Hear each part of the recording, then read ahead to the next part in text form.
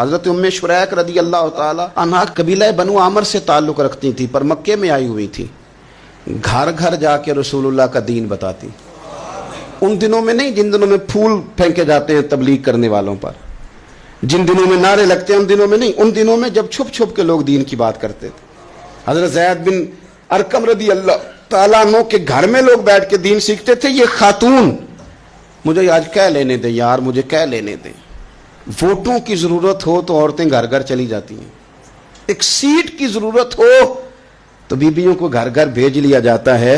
یہ دیکھو یہ ایمان ہے رسول اللہ صلی اللہ علیہ وسلم پر صحابیات کا، یہ کمال ہے کہ گھر گھر وہ بھی گئی ہیں پر ووٹ کے لیے نہیں، رسول اللہ کے دین کے لیے، رسول اللہ کے دین کے لیے گھر گھر حضرت ام شریک جاتی، جا کے نا، اور وہ طریقہ تھا نا، عورتوں کو قائل کرتی. بڑے کٹھن حالات تھے اسلام پر، اعلانیہ کوئی بات نہیں کر سکتا تھا. حضرت ام شریک کہتی ہے میں عورتوں کو بلاتی، کہتی میری بات سنو. جب وہ قریب آتی تو میں نے نبی پاک کا دین بتاتی، سائیڈ پہ کر کے کونے میں نہ تھوڑا تھوڑا، او یار آپ ذرا اس کا لطف تو لیں، اس کا ذائقہ تو دیکھیں. حضرت ام شریک کہتی ہے میں گھر گھر جاتی بتاتی. تو کافروں کو پتہ چل گیا کہ یہ تبلیغ کرتی ہے. انہوں نے مجھے بلایا، کہنے لگے تیرے برادری اور قبیلے کا مسئلہ نہ ہوتا تو ہم تجھے قتل کر دیتے، اب ہم تجھے واپس بھیجتے ہیں. چند مردوں کو میرے ساتھ کیا، مجھے گھوڑے اور اونٹ کی ننگی پشت پر باندھ لیا. ننگی پشت پر لمبا سفر کرنا مشکل ہوتا ہے، پسینہ آئے، بڑی تکلیف ہوتی ہے گھوڑے پر بیٹھ. اب وہ کوئی کجاوا نہیں، کوئی چیز نہیں، اسی طرح باندھ کے لے گئے. اور فرماتی ہیں کہ 3 دن اور 3 راتوں کا وہ سفر تھا. رستے میں وہ خود چھاؤں میں بیٹھتے اور مجھے باندھ کے دھوپ میں ڈال دیتے. 3 دن میں نے زمین پر چلنے والی کسی چیز کی آواز نہیں سنی، لیکن وہ جب نبی پاک کے دین کی بات پوچھتے تو میرا کلیجہ خوشی کے ساتھ ٹھنڈا ہو جاتا، آنکھیں کھل جاتی اور میں کہتی کیا بات ہے میرے نبی پاک کے دین کی. اس کیفیت میں بھی وہ تبلیغ کی لذت اپنی جگہ موجود. حضرت ام شریک رضی اللہ تعالیٰ عنہ فرماتی ہیں کہ جگہ انہوں نے مجھے لٹا دیا باندھ کر.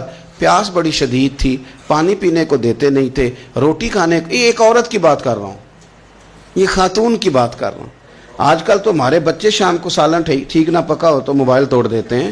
یہ قوم نہیں میدانوں میں جا سکتی، جہاد نہیں کر سکتی. خاتون کہتی ہے کہ شدید پیاس تھی اور مجھے باندھ کے لٹایا ہوا تھا. مجھے جب تکلیف بڑھ گئی تو اچانک میں نے دیکھا پانی کا ایک ڈول برآمد ہوا ہے. میں نے اسے تھوڑا سا پی لیا پر طلب ابھی باقی تھی. وہ پھر آ گیا برتن، میں نے پھر پیا. طلب ابھی باقی تھی، پھر برتن آ گیا. امام ابو نعیم نے اس کو لکھا ہے حلیۃ الاولیاء میں. فرماتے ہیں تیسری دفعہ وہ پھر بھرا ہوا ڈول پورے کا پورا آ گیا. اب میں نے پیا بھی، اپنے کپڑوں پہ بھی چھڑکا. جب وہ سارے بیدار ہوئے تو مجھے آگے کہنے لگے کہ تو نے ہمارا پانی استعمال کیا ہے. فرماتی ہے پھر انہوں نے اپنے برتن دیکھے، مشکیزیں دیکھے تو بھرے ہوئے تھے. میرے قریب آ کے کہنے لگے یہ پانی کہاں سے آیا؟